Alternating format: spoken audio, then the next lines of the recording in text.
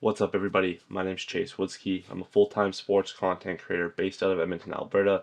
Today we're going to be hopping into DaVinci Resolve to show you how I color grade my sports footage for professional work.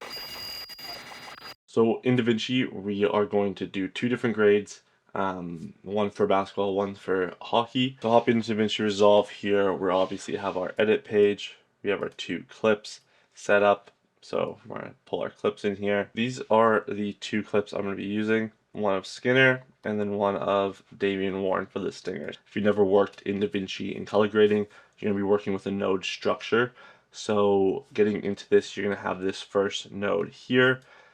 I want to preface, if you're shooting in Sony S-Log3, Canon log, whatever log format or any other format that you are shooting in, this applies to all because of how the structure is going to work. So we're going to start with our first node. We're going to label them as we go. This node label is going to be log to DaVinci wide gamut DWG. And we're going to be using hotkeys, but you can add different serial nodes, so you can right click, add node, add serial, or you can hit Option S. So this next node is going to be our exposure node, and the node after that is going to be our contrast. Option S. The node after that is going to be our saturation node. Option S. And then we're going to get into a parallel node structure. We're going to name this one temp.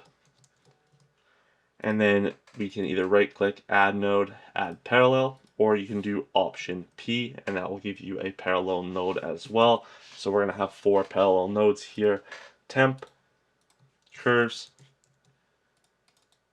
warper, and then extra. And now we're going to click on the parallel node here, Option S. This one is going to be fixer. Option S, this one is going to be texture. And then Option S, this one is going to be named spare.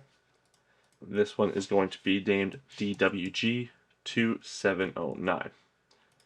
So this is how I build out my node tree. So we're going to have our first nodes here. It's going to go into our parallel node, and then it's going to go into the final product. So basically we're going to convert our 709 footage to DaVinci wide gamut. So if you want to go to your effects page, you can look up color space transform or find it in the Resolve FX color tab. You're going to drag down to our first node, S for S-Log 3 Cine or S-Log 3, and then we're going to name it, go to DaVinci, so hit D on the keyboard for the output color space, and then D on the keyboard for DaVinci Intermediate. So you're going to have input color space as your input color, input gamma as your input gamma, and we're converting it to DaVinci wide gamut and DaVinci Intermediate.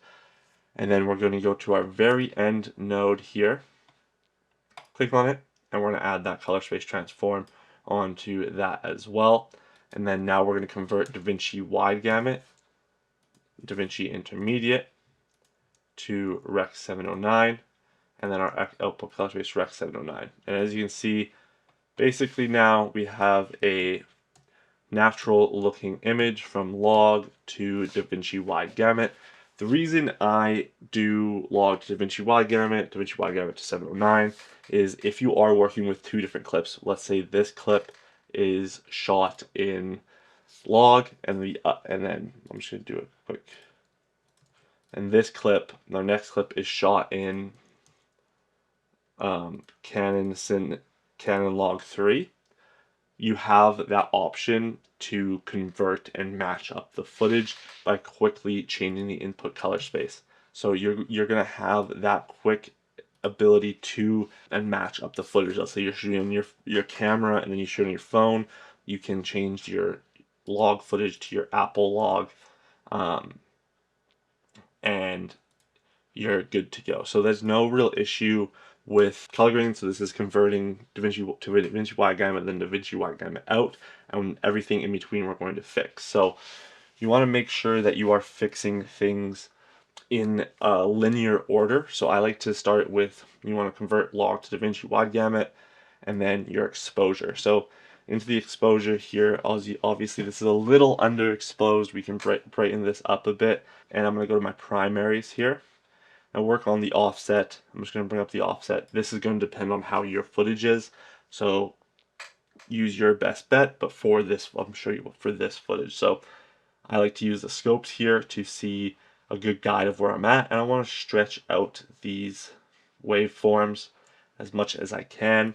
I'm going to lift up the gain a bit. I'm going to bring down the lift, which is the darks. I'm going to lift up my gamma. I'm not really even looking at the footage here. I'm just more looking at the scopes here to make sure that I'm in a good spot, because your eyes are deceiving and they will correct the image for you. This is going to be a good starting point here, nice and bright. Nothing's overexposed, nothing's underexposed.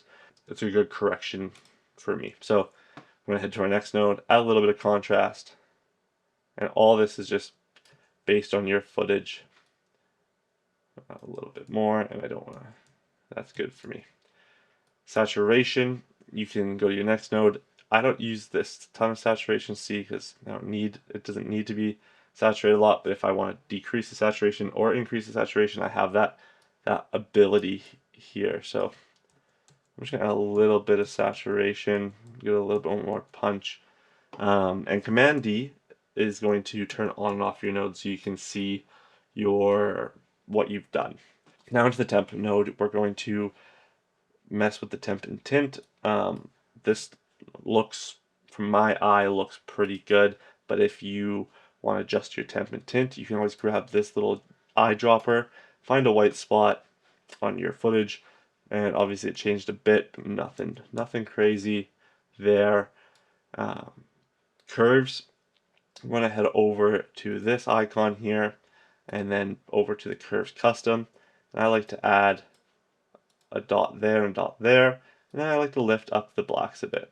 So you can see in the corner here, that's on, that's off. So I like to do that. And then for the warper, no, this is going to be fixing some colors that are maybe too saturated or too not the right color. And you can go through, and I want to make this orange a little bit less saturated. So I'm going to click, make sure on the qualifier, click the orange that I want to be on. I'm going to pull out these two nodes here, these two little dots there. I'm just going to lower the saturation just a tad on the orange. That looks better to me. So the extra node is if you want to, maybe I want to change the skin color, do something like that, we can do that with the extra node. But now going to the fixer node, this is kind of the node that you want to just a global adjustment on everything before. So if there's something that you want to just kind of fix, you can mess with that there. I'm not going to touch it. And now to the texture node, this is where I add my grain. So I'm going to go to the effects, look up film grain, grab my film grain and drop it on my texture. I'm going to zoom in here and turn it off and on. You can see a little bit of texture of the skin there. And you can kind of pick whichever film grain preset you want, or you can customize it yourself. So I like the look of that. A little bit more texture there. Nothing too much. For this spare node, if you want to add a halation or anything like that, you can do that, or dehaze. This wasn't shot through glass, but sometimes I added dehaze onto my sports footage for hockey footage if I'm shooting through glass. For the most point, I just keep it without. Add a little bit of halation here. You can turn, I don't like having the red halation, so I turn down the saturation fully. And then I turn down the threshold quite a bit. And this just gives it a little bit of halation. You can see a little bit of blooming. And yeah, that is very basic grade from log to DaVinci wide gamut, DaVinci wide gamut to 709 there, and then exposure, contrast, saturation, and then everything behind that as well. So get a good clean looking image. And then now after the DaVinci wide gamut node is where you can add another node here, and you can add your own look. And you can mess around with your different looks if you want to have it kind of like that, whatever you want to do. You can kind of mess around and kind of get a feel for your footage, but make sure it's a nice clean image when it converts out of 709 first, and then you can add that look. You don't want to do that between here. You want to have it after. So I actually kind of like that quite a bit. So we're going to keep that. That is how I set up my node tree, how I adjust my footage from start to finish. But now we're going to hop into the second clip and we're going to add a little bit more of a look into that. So as we hop into our second clip here, we're going to do a little bit different thing. We have the exact same node tree setup. Nothing has been adjusted in between these clips. All we have is log to DaVinci Y gamut and DaVinci Y gamut to 709. Now we're going to add another node here. This node is going to be 709 to Sin. I'm going to add another node, and this one's going to be LUT. So go to the 709 to Sin, go to the effects here. I'm going to add another color space transform onto this, and this is going to be 709. I'm going to do 709. So look, Rec 709, Rec 709, output color space Rec 709, and the output gamma, you want to change this to Synon film log. Put that on, and as you can see, makes it flat again. So, but then that is when we're going to add our LUTs. So with DaVinci, you're going to go to the LUTs, and in the LUTs folder, you're going to have these film looks. And that's how you can use these to get a nice image. So you can scroll through and kind of pick which one you like the best for your image, and it's going to be a good starting point. So I'll use this one today. So I'm just going to drag and drop, and it is on the this end LUT here. So now that we have that attached to this, now we can go through and start adjusting your exposure.